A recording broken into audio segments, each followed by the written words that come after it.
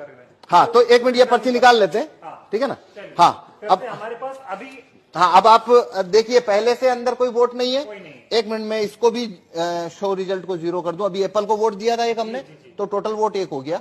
अब वापस, हाँ, इसको मैं वापस 0 कर देता हूँ। स्टार्ट डेमो, हाँ, शुरुआत करते हैं और मैं अब वोट करता हूँ। हाँ, बनाना या वाटरमेलन किसी को भी। 3 विकल्प है हमारे पास। हाँ, अब मैं इसमें नहीं, अगर आप एप्पल को वोट देंगे, एप्पल का वोट तो ये चोरी करने ही नहीं वाला है। ओके, हमें दूसरों का देना। हाँ, आपको चोरी देखनी है तो आपको बनाना को वोट करिए या फिर वाटरमेलन को करिए। मैं बनाना को वोट करता हूँ। ठीक है, तो आप देखिए आप क्या पर्ची देख रहे हैं। हाँ, बनाना आ गई। बनाना आ गई। जी। तो आप वोटर ने बनाना की पर्ची देखी जी, वोटर यहाँ से चला गया। हाँ, अब अगला वोटर आया। आप हैं दूसरे वोटर। मान लीजिए मैं फिर बनाना को करता हूँ। ठीक, मैंने बनाना को वोट किया। हाँ। अब देखिए मैंने क्या देखा, बनाना, दिख रहा है। तो मैं भी खुश हो गया। खुश हो गया मतलब सेटिस्फाई हो गया। जी, जी। मैं चला गया।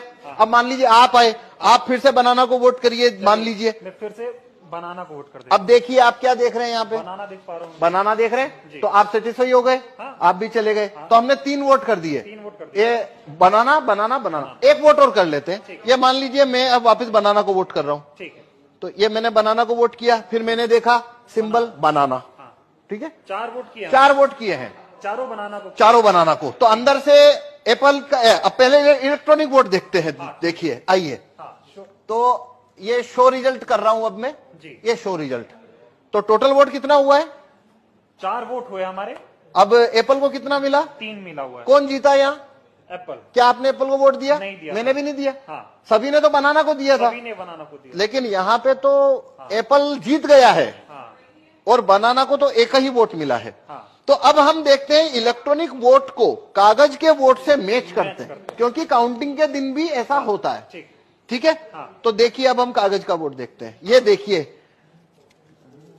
ये कागज का वोट, कितना कागज का वोट है।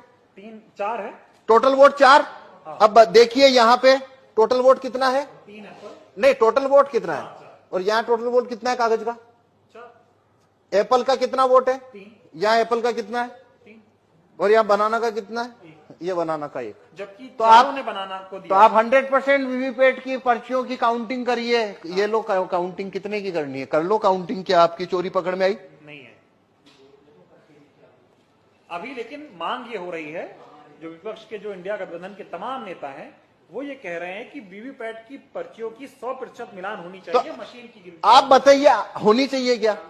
नहीं, इस क्या हिसाब से मतलब जो आप दिखा रहे हैं, इसमें से तो आप साबित ही नहीं कर पाएंगे कि ऐसा गलत हुआ। भाई, ये मैं ना खोलूं हाँ। तो यहाँ पे तो ये होने के बाद में जो बनाना का कैंडिडेट है वो वोटर को बोलेगा भाई तुमने तो मेरे को वोट ही नहीं दिया। वोटर बोलेंगे हमने तो बराबर वोट दिया, पर्ची छपी हुई देखी। सवाल और है, अभी हम जब वोट डाल रहे थे तो यहाँ पे पर्ची ये एक ही दिख रही थी। हाँ, वही पर्ची बार बार कटनी चाहिए पर्ची, जो कि कटती पर नहीं, ऐसे वो, होनी चाहिए। हाँ, पर उसको वोट फुल कट करेगा नहीं, क्योंकि उसको वोट जब चोरी करना है तो वो नहीं करेगा।